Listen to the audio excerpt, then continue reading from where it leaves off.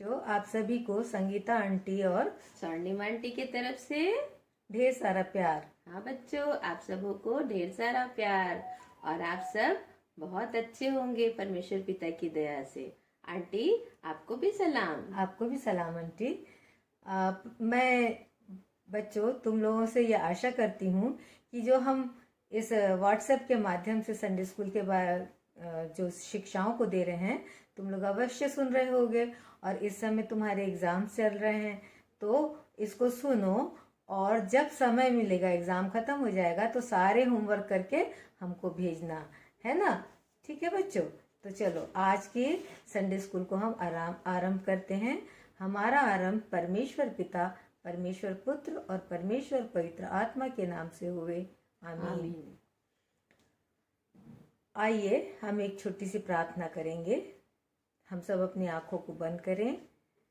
जीवित सच्चे सर्व सामर्थ्य पवित्र प्रेमी परमेश्वर पिता, धन्यवाद के साथ हम तेरे चरणों के पास आते प्रभु जी। धन्यवाद देते हैं क्योंकि प्रभु तू धन्यवाद के योग्य परमेश्वर है। धन्यवाद देते परमेश्वर पिता, तू हमारी चिंता करता है और प्रभु जी हमारी हर आवश्यकताओं को पूर्ण करता है। मैं विशेष धन्यवाद देती हूँ अपने संडे स्कूल के छोटे छोटे बच्चों के लिए प्रभु जी, उनके माता पिता के लिए, उनके प्रियजनों के लिए, उनके घर के एक एक बुजुर्गों के लिए पिता, हर एक को तेरे सामर्थ्य हाथ में सौंपती हूँ। वैसे ही प्रभु जी मैं अपने आप को और अपनी बहन स्वर्णिमा को भी तेरे सामर्थ्य हाथ में सौंपती हूँ। हम में से हर एक के परिवार के साथ होना पिता, हमें संभालना, अपनी सुरक्षा और अपनी दया और अपनी करुणा देना। इन बच्चों के लिए प्रार्थना करती खुदावन, जबकि इनकी परीक्षाएं चल रही, इनको ज्ञान और बुद्धि से परिपूर्ण करना ताकि ये अपनी सांसारिक ज्ञान को भी अच्छे से प्राप्त कर सकें और अपनी परीक्षा में प्रभु जी अच्छे नंबर से पास हो सके। जो भी शिक्षा इनको दी जाती प्रभु जी, ये इनके आत्मिक जीवन के लिए है पिता। होने दीजिए कि ये अपने माता पिता के साथ बैठ करके इसे ध्यान से सुने समझें और प्रभु जी तेरी इच्छा के अनुसार इनको याद कर सकें। और आने वाले समय में पिता, जब भी ऐसे समय आता पिता, शैतान यदि किसी प्रकार से अटैक करता फिर प्रभु जी, तो उस समय पिता इन वचनों को और इन आत्मिक शिक्षाओं को याद करके पिता शैतान का सामना कर सके। प्रभु जी एक बार फिर से मैं धन्यवाद देती हूँ कि तूने इस महामारी से हम में से हर एक को बचाया, सुंदर अवसर प्रदान किया कि हम प्रभु जी एक नई क्लास को ले सकते हैं पिता। आज जो भी करे पिता वो सब कुछ तुझको ग्रहण योग्य होने पाए। सारी बातों के लिए धन्यवाद देते हुए इन बच्चों को, अपने आप को और आज की जो भी शिक्षा हम देते हैं, जो ध्यान मनन के लिए हम बच्चों को बताते हैं, उन सब बातों को तेरे सामर्थ्य हाथ में सौंपती हूँ। सुन और दया करके ग्रहण कर। आमीन आमीन।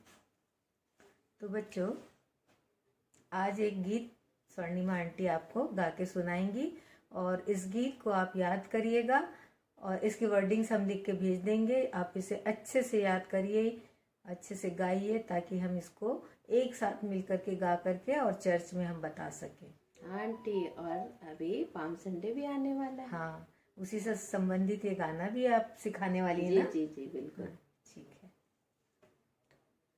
शांति का राजा आ रहा है, होवे जय जयकार, होवे जय जयकार। राजाओं के राजा यीशु मसीह की होवे जय जयकार, होवे जय जयकार। शांति का राजा आ रहा है, होवे जय जयकार, होवे जय जयकार। राजाओं के राजा यीशु मसीह की होवे जय जयकार, होवे जय जयकार। बालक उसका स्वागत करते, राह में अपने कपड़े बिछाते। बालक उसका स्वागत करते, राह में अपने कपड़े बिछाते। इतना गहरा प्यार दिखाते, मानो अपने दिल है बिछाते। इतना गहरा प्यार दिखाते, मानो अपने दिल है बिछाते। ऊंचे स्वरों से दिल से गाते, होवे जय जयकार, होवे जय जयकार।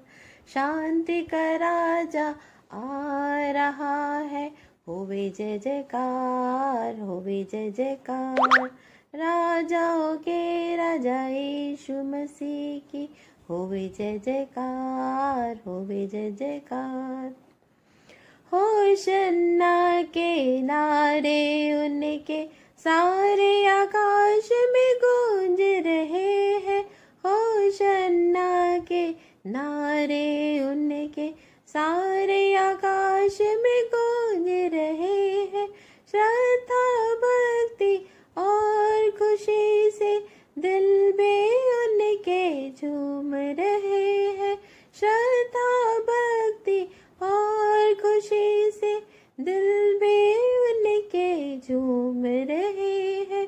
दाऊद वंशी यीशु मसीह है, उसकी जय जयकार, उसकी जय जयकार।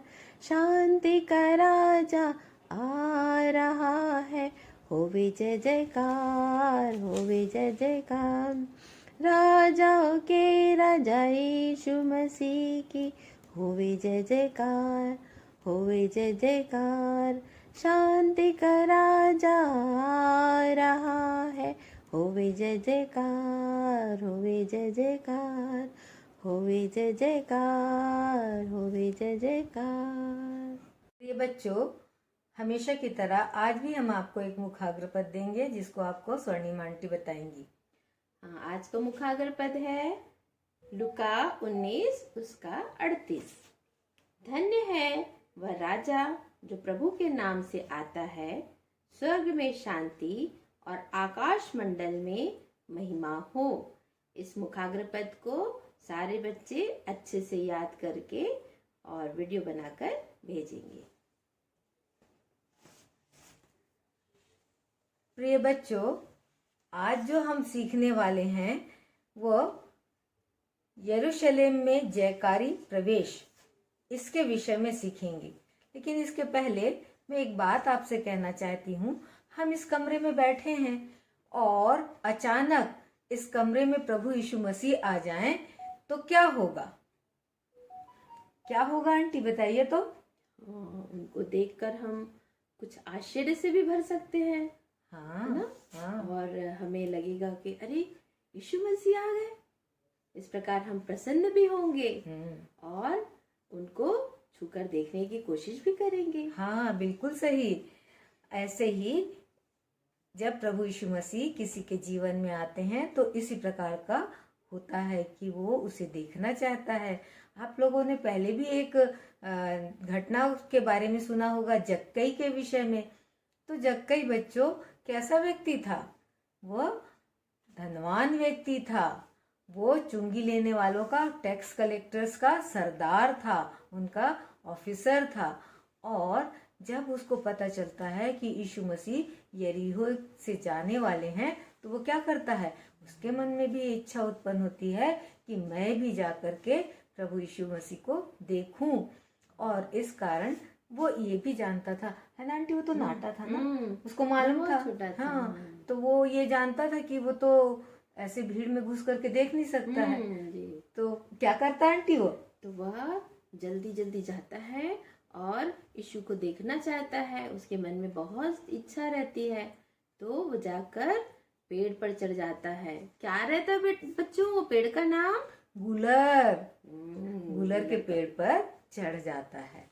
अब वो जानता था कि प्रभु जब यहाँ से जाएंगे तो मैं उनको बहुत अच्छे से देख सकूंगा, इसलिए मैं जा करके गुलर के पेड़ पे चढ़ जाता हूँ। जब वो उस पर चढ़ जाता है तो यीशु वहाँ से गुजरते हैं और उस पेड़ के नीचे खड़े होकर उससे कहते हैं, हे जग, ऊपर देखते हैं, पेड़ के ऊपर ऐसे करके देखते हैं और बोलते हैं, हे जक्कई, झट नीचे उतर आ, क्योंकि मुझे आज तेरे घर में रहना अवश्य है। और बच्चों, जक्कई डर के मारे ऐसा नहीं करता कि और ऊपर चढ़ जाऊं, नहीं नहीं प्रभु मैं नहीं आता, ऐसा नहीं बोलता है, परंतु वो तुरंत उतर के आता है। और जैसे ही वो उतर के आता है और क्या करता है, वो प्रभु को अपने घर ले जाता है। जैसे ही प्रभु उसके जीवन में आते हैं, जक्कई का जीवन बदल जाता है। वो अपने पापों से क्षमा मांगता और जिनका भी वो क्या करा रहता है, किसी प्रकार से जिनको लूटा रहता है या जिनसे चौगुने चीजों को लिया रहता है, उन सब चीजों को वो लौटाता है ना।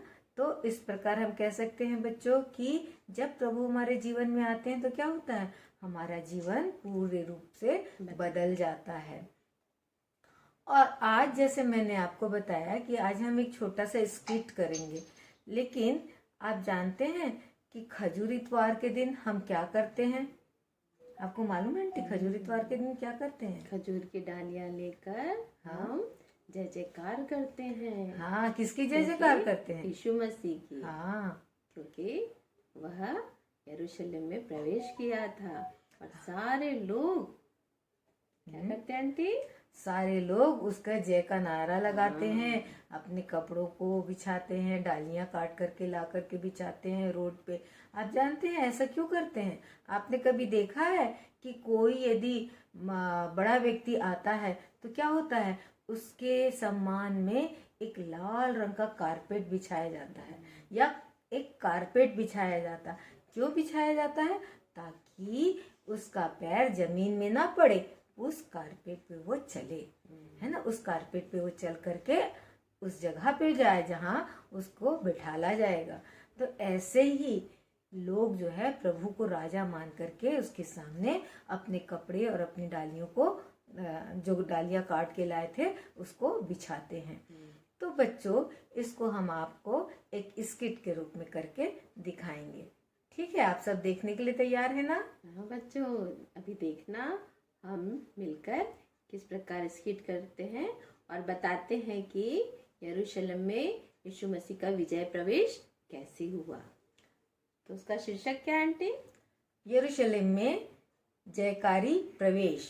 जयकारी प्रवेश इसलिए क्योंकि उनका जय जयकार किया जा रहा था। आइए देखते हैं एक स्किट, यरूशलेम में विजय प्रवेश।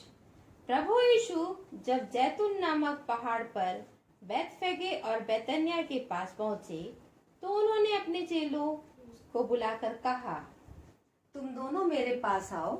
देखो, मैं चाहता हूँ कि मैं यरूशलेम को जाऊं और तुम पास के गांव में जाओ, सामने के गांव में, वहां पर तुमको एक गधी का बच्चा बंधा हुआ मिलेगा। उस गधी के बच्चे पर कोई कभी सवार नहीं हुआ है। मैं चाहता हूँ कि तुम लोग उसको मेरे लिए लेके आओ ताकि मैं उस पर बैठ करके यरूशलेम जा सकूं। जी गुरु, हम अभी जाते हैं और आपके लिए उस गधी के बच्चे को लेकर आते हैं।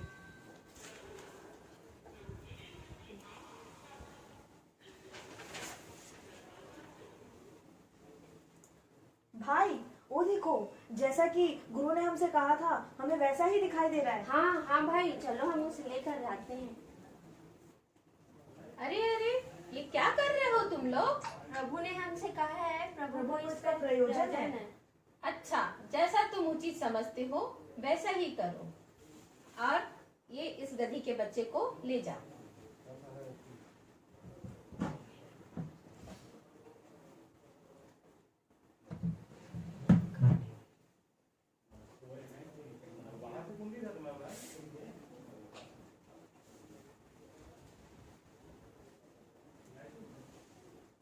प्रभु, हमने इसमें कपड़े बिछा दिए हैं, आप इसमें बैठ जाइए। ठीक है, जरूर।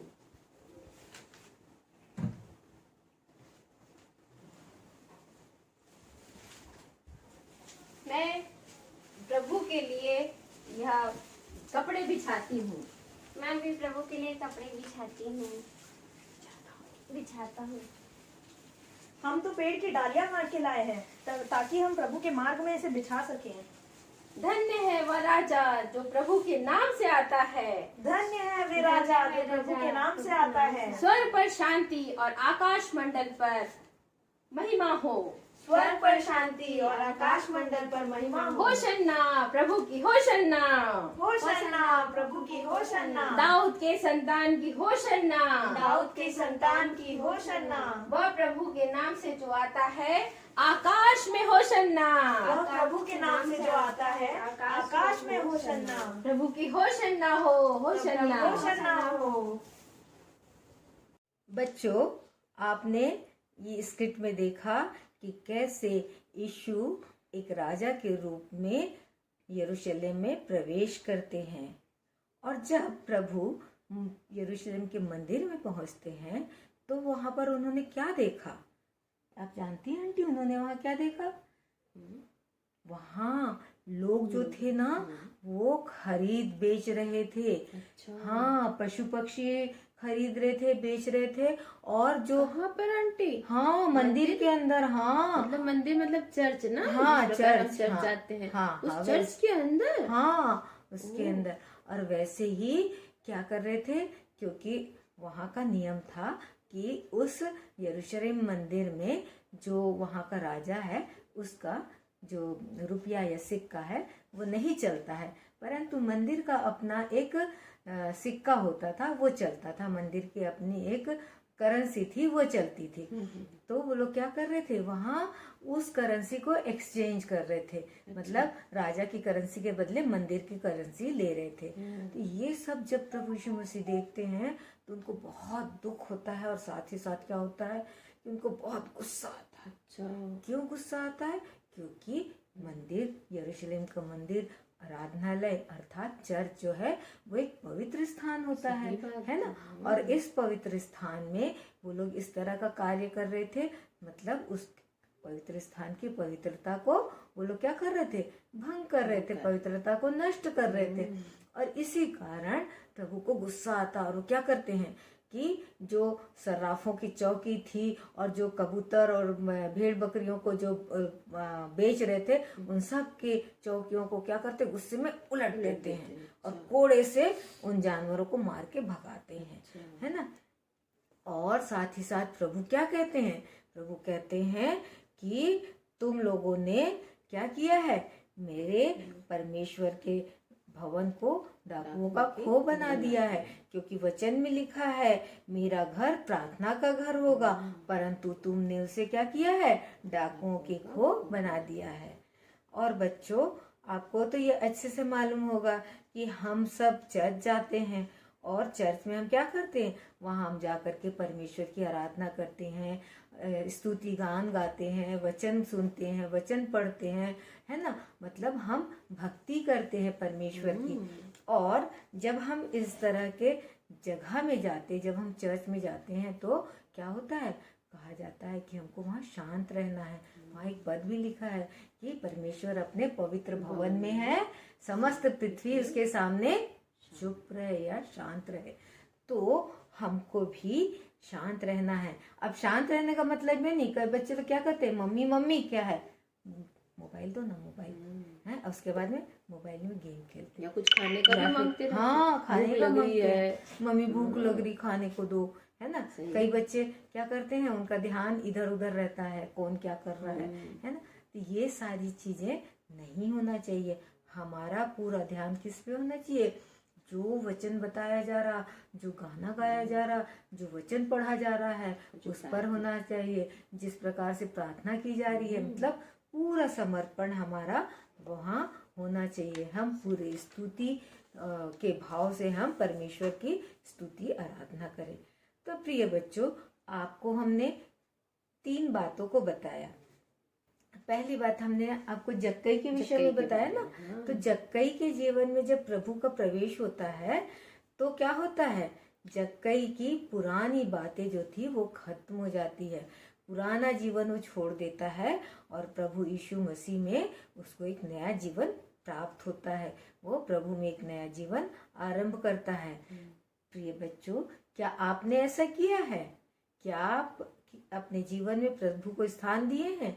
और यदि दिए हैं तो क्या आप अपनी सारी बुरी बातों को, सारी गंदी आदतों को छोड़े हैं कि नहीं छोड़े हैं?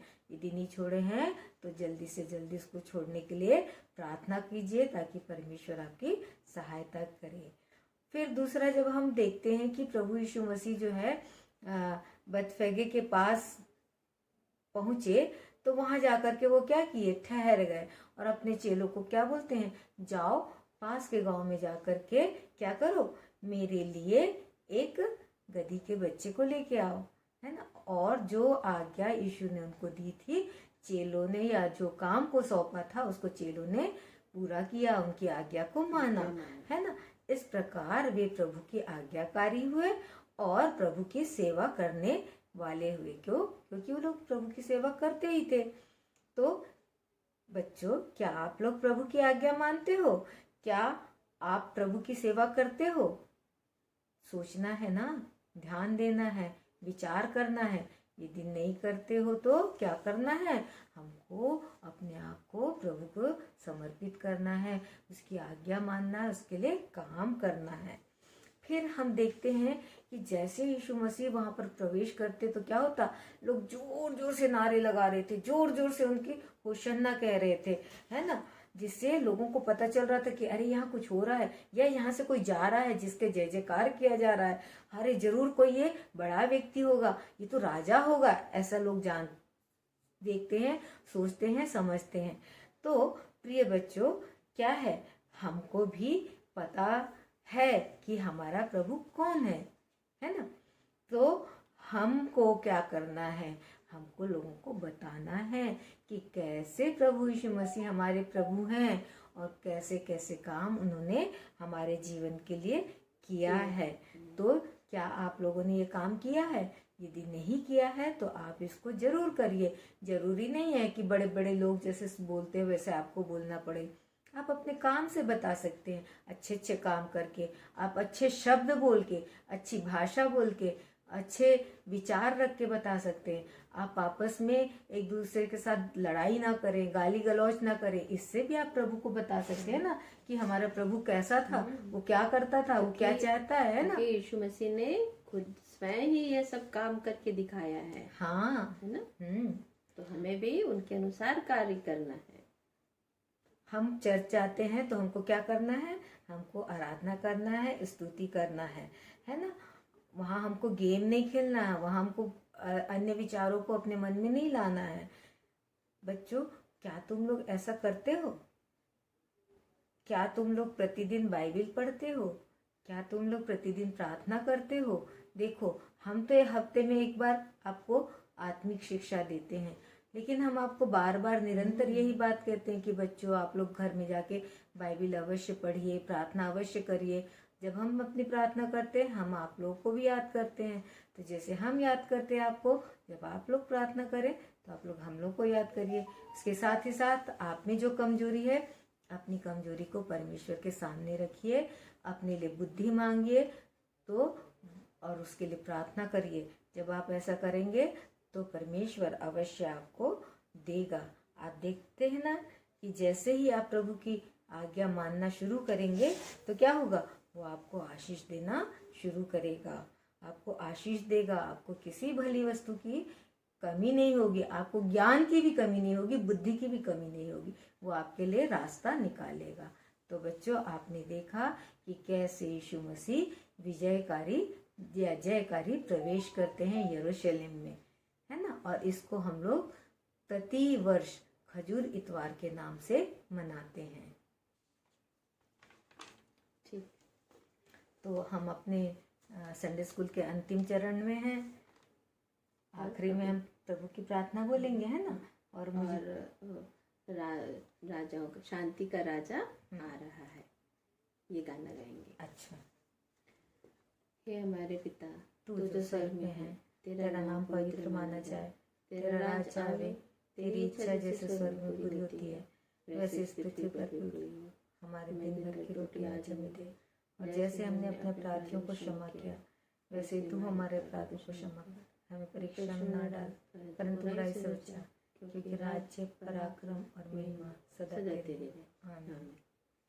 शांति का राजा आ रहा है, होवे जय जयकार, होवे जय जयकार।